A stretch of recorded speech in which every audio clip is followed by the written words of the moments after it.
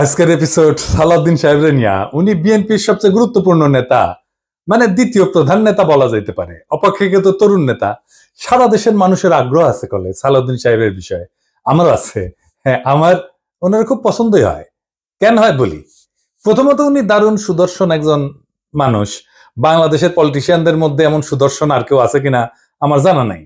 পলিটিশিয়ানদের বাদ দেন, বাংলাদেশের নাগরিকদের মধ্যে এরকম সুদর্শন পুরুষ খুব কমই পাওয়া যাবে।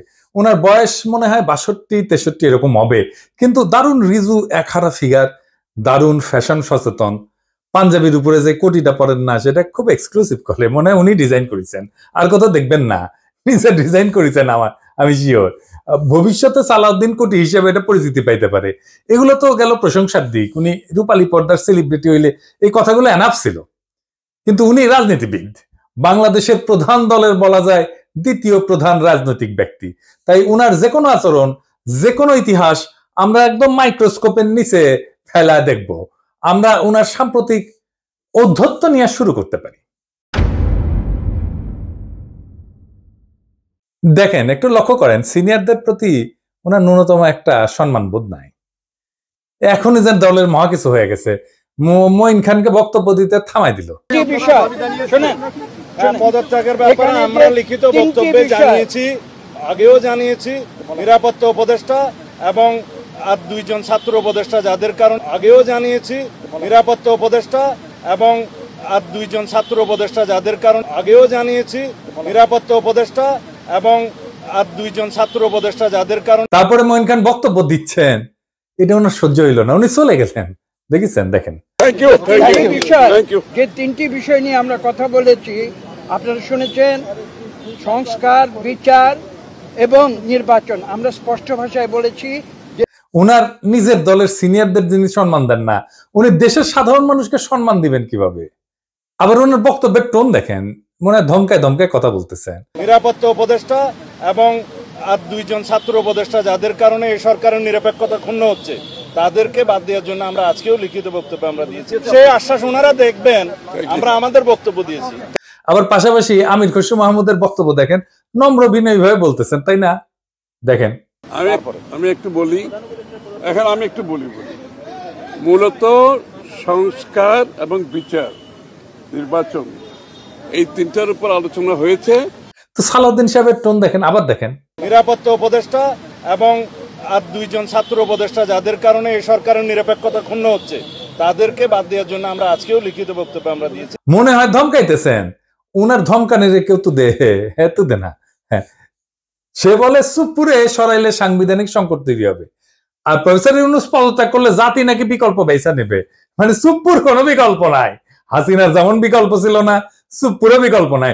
যাই হোক, এটা আওয়ামী লীগ বললে তো মানা যাইতো, এটা বিএনপি বলে যে সুপুর কোনো বিকল্প নাই। কোন লেভেলের বেদবি দেখেন। সালাউদ্দিন সাহেবকে নিয়ে কয়েকটা প্রশ্ন উঠছে বলে, খুব গুরুতর প্রশ্ন, যেটার জবাব ওনারে দিতেই হবে, বিএনপিকেও দিতে হবে। কারণ বিএনপি ক্ষমতায় যাইতে চায়, সরকার গঠন করতে চায়, এবং বিএনপির মুখপাত্র সালাউদ্দিন সাহেব। আলাপ উঠিছে যে সালাউদ্দিন সাহেবের পোলা এস আলমের অফিসে বসতেছে। এই ব্যাপারে সালাউদ্দিন সাহেবের বক্তব্য কি? এস আলমের সাথে সালাউদ্দিন সাহেবের সম্পর্ক কি? এটা না একটা ব্যাখ্যা দেশবাসী জানতে চাইতে পারে। সারা দেশে একটা ধারণা প্রবল, সালাউদ্দিন সাহেব শেখ হাসিনার ক্যাশিয়ার, দুর্বৃত্ত, অলিগার্ক এস আলমকে, তার বাণিজ্যিক সাম্রাজ্যকে প্রোটেকশন দিতেছেন। সালাউদ্দিন সাহেবের স্পষ্ট বক্তব্য দেওয়া উচিত, বিএনপির স্পষ্ট বক্তব্য দেওয়া উচিত। সালাউদ্দিন সাহেব যখন ধরা পড়ছিলেন, গুম হয়েছিলেন যে বাসায়, ওইটা এস আলমের একজন কর্মচারীর বাসা ছিল। অদ্ভুত ব্যাপার না? ফিরে আসলেন, যে গাড়ি চললেন সেটাও একজন এস আলমের গাড়ি। সালাউদ্দিন সাহেব গুম কমিশনে জবানবন্দি দিচ্ছেন, এটা সত্য। গুম কমিশন একটা ফ্যাক্ট ফাইন্ডিং কমিশন। এখানে জবানবন্দি দিলে গুমের বিচার হবে না। গুমের বিচারের জন্য আন্তর্জাতিক অপরাধ ট্রাইব্যুনালে অভিযোগ দায়ের করতে হবে। সালাউদ্দিন সাহেব আন্তর্জাতিক অপরাধ ট্রাইব্যুনালে কোনো অভিযোগ জমা দেন নাই, আজকা পর্যন্ত জমা দেন নাই। এটা নিয়ে ইলিয়াস বলছিল, ইলিয়াসকে কি গালাগালি সবাই। ইলিয়াস তো ভুল বলে নাই। সালাউদ্দিন সাহেবের গুমের বিচার হোক, উনি ট্রাইব্যুনালে অভিযোগ দায়ের করেন। উনি কেন করেন নাই এখনো পর্যন্ত অভিযোগ দায়ের, এই প্রশ্ন ওনাকে করাই যায়, এবং রাজনৈতিক নেতা হিসেবে এটার জবাব ওনাকে দিতেই হবে। এবার আসি ওনার গুম হওয়ার পরের ঘটনা নিয়ে। ওনার গুমের বিষয় নিয়ে প্রশ্ন তুললে ইলিয়াস, তাসনিম খলিল লিখছে, বিএনপি নেতা সালাউদ্দিন আহমেদ র্যাবের হাতে বলপূর্বক অন্তর্ধানের শিকার হয়েছিলেন, ব্র্যাকেটে গুম। বিএসএফ এর মাধ্যমে তাকে বর্ডার ক্রস করায় Indian national investigation agency NIA এর হাতে তুলে দেওয়া হয়। বাংলাদেশ এবং ইন্ডিয়ান রাষ্ট্রীয় বাহিনীর হাতে বলপূর্বক অন্তর্ধান এবং এক্সট্রাঅর্ডিনারি রেন্ডিশনের একজন সার্ভাইভারকে নিয়ে যারা কুৎসিত প্রপাগান্ডা করছো, তাদের উপরে মজলুমের লানত। হ্যাঁ, ঠেলায় পড়লে নাকি বাঘে ধান খায়। আর পার্সিকুলার তাসনিম খলিল ঠেলায় পড়লে ইসলামী ভোকাবুলারি ইউজ করে, লানত ইউজ করেছে। যার জন্য ইউজ করেছে তারে ধন্যবাদ। ইলিয়াসের কারণে হাজার হোক, লানত শব্দটাতে ইউজ করেছে। সাউদ্দিন সাহেবের গুমের বিষয়ে আমরা সবসময় কথা বলছি, সবাই, ইলিয়াসও বলছে, সবসময় ওনার পক্ষে দাঁড়াইছে, ইলিয়াসও দাঁড়াইছে। আমাদের সকলের সহমর্মিতা আছে, সমবেদনা আছে। কিন্তু গুম পরবর্তী সময় ওনার কিছু কাজকর্ম প্রশ্নের উদ্বেগ করছে, যার জবাব ওনাকে দিতে হবে, কারণ উনি পলিটিশিয়ান। যাই হোক, উনি গুম হয়েছেন, এটার কারণে ওনাকে কোনো ইনডেমনিটি দেওয়া তো সম্ভব না। সম্ভব না। যাই হোক, এই প্রসঙ্গে বিস্তারিত না যে আমরা সালাউদ্দিন সাহেব গুমের পরে কেমন মজলুমের জীবন কাটাইছেন সেটা একটু দেখি। এটা শিলং এর সানরাইজ গেস্ট হাউস। ওইখানে সালাউদ্দিন সাহেব ছিলেন, হ্যাঁ, পুরো সময়টাই। রিভিউ ভালো, ভালো প্রপার্টি, মাশাআল্লাহ। শিলং এ কেউ বেড়াইতে যেতে চাইলে থাকতে পারেন, দেখেছেন, দেখেন কি সুন্দর জায়গাপত্র, দেখেছেন, এখানে সব ব্যবস্থা ভালো। ভিতরে যেখানে সালাউদ্দিন সাহেব দর্শনার্থীদের লুঙ্গি পরে দেখা দিতেন, সেটার ছবিও আছে, মিলাই দেখে নিয়েন। অতি আনন্দময় সফরের নিশ্চয়তা দিলাম, বিফলে মূল্য ফেরত দেওয়া হবে। আমরা কলে এই সানরাইজ গেস্ট হাউস কোনো পয়সা করে দেয় নাই বিজ্ঞাপনের জন্য, ফ্রি করলাম আর কি। পরিবেশটা সুন্দর না, কোনো হইচই আছে? হ্যাঁ, নাই। এখানে কিন্তু পুরো সময়টাই কাটিয়েছেন। উঠিছেন মে মাসের 2015 সালে। তার 2 মাস পরে ডেইলি স্টার এই রিপোর্টটা ছাপে, তিনি কেমন আছেন। এটা একটা বিলাসবহুল গেস্ট হাউস, রিপোর্টেই কইছে 4টা বেডরুম, উনি 2টা রুম ভাড়া নিছিলেন, কিন্তু থাকতেন একাই। দেখেন রিপোর্টে বলা আছে, অন্তত এই রিপোর্টে তাই বলতেছে। কিচেন আছে, খুব চমৎকার ড্রয়িং রুম আছে, ফায়ার প্লেস আছে, সবুজ লন আছে, পিসের সবুজ লন, এটা দেখে দেন, এইটা সে লাইব্রেরি আছে, বার আছে, তাতে মধ্যজাতীয় পানীয় আছে। সাদিন সাহেব একা একা খেলেন, হাঙ্কার দিয়েছে, খাবেন না, কিছু করলাম নাহিনি। তাইলে সাদিন সাহেব একটা কথা কই, যে সত্যেন্দ্রনাথ দত্ত আছে না, ওনার মদিরা মঙ্গল নামে একটা প্যারোডি আছে। ওই যে ডিএল রায়ের বঙ্গ আমার জননী, আমার ধাত্রী, আমার দেশ, একটা গান আছে না, ওইটা দিয়ে এটা একটা প্যারোডি বানিয়েছিলেন, মদিরা মঙ্গল। উনি কইছিলেন, মদ্য আমার, পানীয় আমার, শরাব আমার পেগ, কেন কোম্পানির নজর দিল গো, কেন হলো গো ডিউটি পেগ, মানে ডিউটি বেড়ে গেছিল। তো উনি মনের দুঃখে এই প্যারোডি লিখেছিলেন। তারপরে লিখেছেন, নিরামিষেই যকৃতটা শুধু বৈরাগী সম করিছে শেখ, রাগ্গি আমার, মাগ্গি আমার, ভাগ্যি আমার পেগ। হ্যাঁ, আপনাদের প্রিয় রঠা মানে রবি ঠাকুর, মানে বিএনপির প্রিয়। তো রবি ঠাকুরের একটা গান বলি আর কি, আপনারা নাকি রবি ঠাকুরের গানকে জাতীয় সঙ্গীত বানাইতে পারিয়া কৃতজ্ঞ, সেজন্য ওনার একটা না বললে কেনকা করে হয়।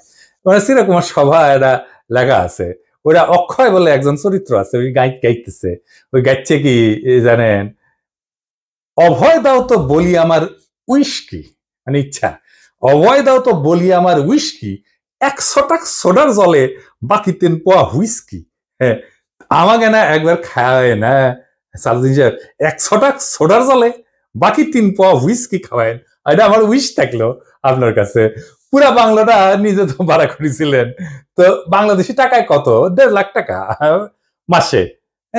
আমার একজন পার্সোনাল অ্যাসিস্ট্যান্ট ছিল, ম্যানেজার ছিল, 2জন কেয়ারটেকার ছিল, 2জন মালি ছিল, একটা হাইলি সিকিউরিড এরিয়া, কাছেই এয়ারফোর্সের অফিস, আর কয়া হয়েছে একটা গোয়েন্দা সংস্থার অফিস। আমরা ধারণা করি এটা রয়্যাল অফিস। কে রাখলো ওখানে ওনাকে?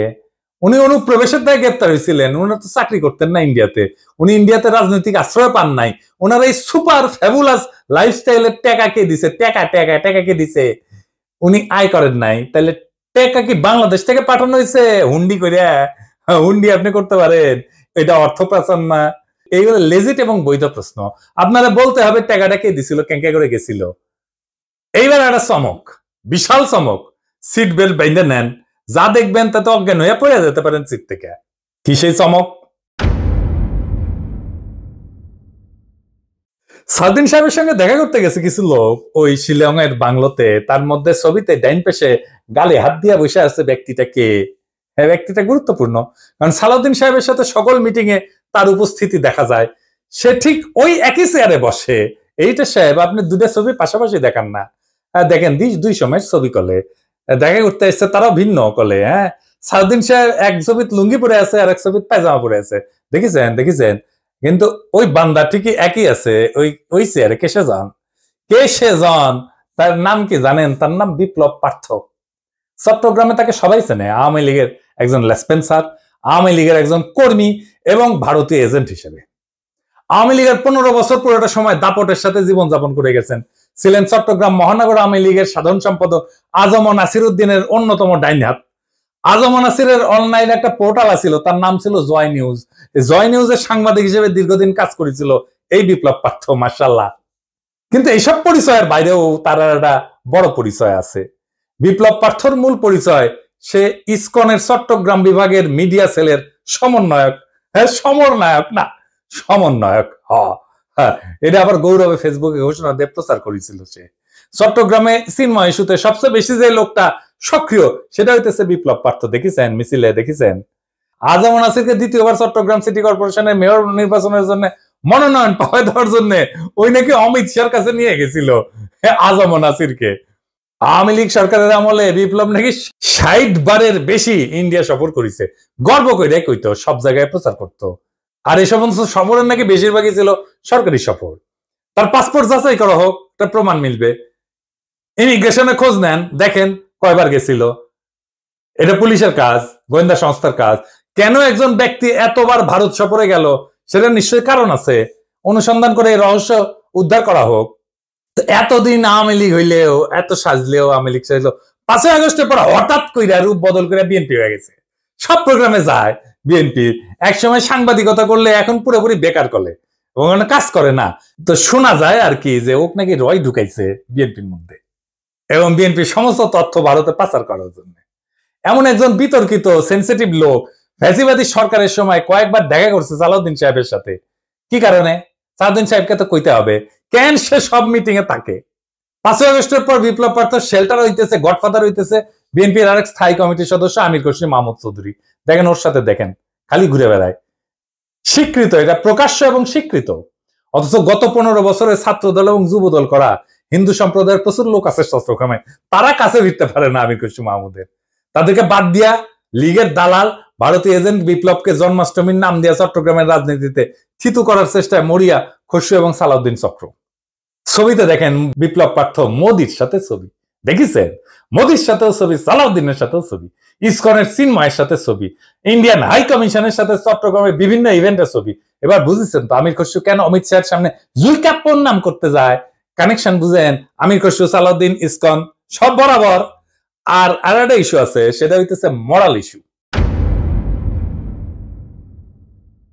আমার স্কুলে বড় ভাই ডাক্তার ফিরোজ খুব ভালো ছাত্র ছিলেন। ডাক্তারি শেষ কইরা উনার ক্যারা উঠেছিল, উনি পলিটিক্স করবেন। খালেদা জিয়ার অ্যাসাইনমেন্ট অফিসার ছিলেন, খুব দাপুটে নেতা ছিলেন বিএনপির। শুনতাম উনি নাকি দুর্নীতি করে ফাটাই ফেলিছে। হ্যাঁ, তারপরে শুনি 1/11 পর অস্ট্রেলিয়াতে গেছে। একটা ছোট্ট ঘরে 2 মেয়ে সহ পুরা পরিবার নিয়ে থাকতেন। ওই একই ঘরে থাকা, ঘুমানো। নিজে নাইট গার্ডের চাকরি করেছেন ডাক্তার হইয়া। হারিস চৌধুরী সিলেটের জমিদার বংশের ছেলে ছিল। রাজনীতি করে এসে সব হারিয়েছিলেন। 1/11 পরে থাকতেন পান্থপথে, খুবই দিনহীন ভাবে, পরিচয় লুকায়। মারাও গেছেন পরিচয় লুকায়। বেওয়ারিশ হিসাবে তাকে দাফন করা হয়েছিল। নিরাপত্তার কারণে পেট চালানোর জন্য চাঁদনি চকে কাপড়ের দোকানে কর্মচারীর কাজ করতেন। সেরা পাঞ্জাবি পরতেন, রিক্সায় চড়ার পয়সা ছিল না, হাইটা যেতেন।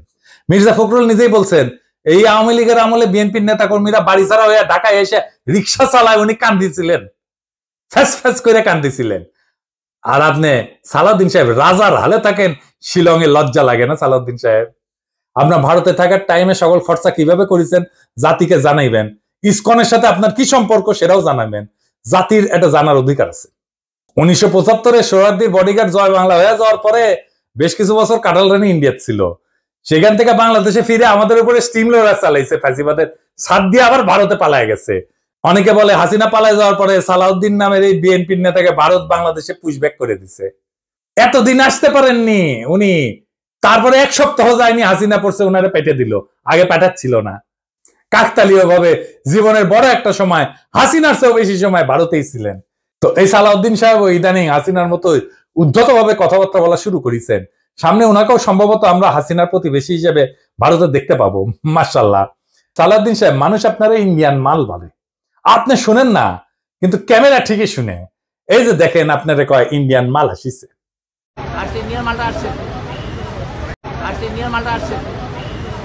একজন নেতার চেহারা, পোশাক, স্টাইল, ফ্যাশন এ সমস্ত ইতিহাসের পাতায় জায়গা করে নেয় না। ইতিহাস মনে রাখে নেতৃত্বের সততা, আত্মত্যাগের পরিমাণ, আর সেই নেতার অবস্থান দুর্দিনে কোথায় ছিল। সালাউদ্দিন আহমেদ নিঃসন্দেহে গুমের শিকার হয়েছিলেন। সেই সময় দেশবাসী তার জন্য কাঁদছে। কিন্তু একজন মজলুম যখন বিলাসের চাদরে নিজেকে মুড়ায় ফেলেন, যখন নিজের গুমের বিচার আন্তর্জাতিকভাবে দাবি না কইরা তার রাজনৈতিক মূলধন বানায় ফেলেন, তখন প্রশ্ন ওঠেই। এবং এই প্রশ্ন তার ব্যক্তিগত না, সমগ্র বিরোধী দলের নৈতিক ভিত্তির উপরে আঘাত আনে। বিএনপিকেও বুঝতে হবে, সরকার বদলানোই রাজনীতি না। আদর্শ, ত্যাগ এবং গণমানুষের বিশ্বাস অর্জনই রাজনীতির মূল সোপান। আর সেই বিশ্বাস অর্জনের পথে সবচেয়ে বড় বাধা যদি হয় নিজের দলে থাকা সদ্য ভুক্তভোগী, ছায়া সুবিধাভোগী কিংবা একবিংশ শতকের গেস্ট হাউস রেভলিউশনারি, তাহলে শাসক পরিবর্তন হইলেও শাসন ব্যবস্থা বদলায় না। সালাউদ্দিন সাহেব, আপনি যদি সত্যি গণতন্ত্র চান, তাহলে সাংবাদিকের ধমকানো বন্ধ করেন, দলের সিনিয়রদের সম্মান করেন, জাতীয় ঐক্যের প্রতীক প্রফেসর ইউনূসকে তার যোগ্য সম্মান দেন, সম্মান নিয়ে কথা বলেন। আমরা চাইলে আর একটা প্রফেসর ইউনূসের মতো ফিগার পাবো না। চাইলে বটতলার উকিল হাজারো চুপ্পু পাওয়া যাবে। এস আলমের ছায়া থেকে বেড়ায় আসেন। আর সাহস থাকলে আন্তর্জাতিক অপরাধ ট্রাইব্যুনালে গিয়া বলেন, আমি গুম হয়েছিলাম, বিচার চাই। কারণ মানুষ আর একজন হাসিনা খুঁজতেছে না, তারা খুঁজতেছে এমন একজন নেতা যে প্রহসনের মুখোশ পইরা ট্র্যাজেডিকে উপহাস করে না। মানুষ ইতিহাসের পুনরাবৃত্তি চায় না, তারা ইতিহাস বদলাইতে চায়। তাই সিদ্ধান্ত আপনার সালাউদ্দিন সাহেব, আপনি ইতিহাস হবেন না আর একটা ব্যঙ্গাত্মক পুনরাবৃত্তি হবেন। আপনি বিশাল নেতা, আমরা অতি ক্ষুদ্র পিঁপড়া, কিন্তু মহাকালে যখন আমরা কেউই থাকবো না, সেই সময় এই ভিডিও থাকবে, প্রশ্নগুলো থাকবে। ইতিহাস জানবে কেউ কেউ প্রশ্ন জারি রাখছিল, কেউ কেউ সবকিছু মেনে নেয় নাই। এইভাবে জাতি চ্যালেঞ্জ করবে সেই দলটাকে যারা আগামী সরকার গঠন করতে চায় একটা রক্তাক্ত বিপ্লবের পরে, যে বিপ্লবের আকাঙ্ক্ষা ছিল ভারতীয় আধিপত্যবাদ মুক্ত একটা দেশ।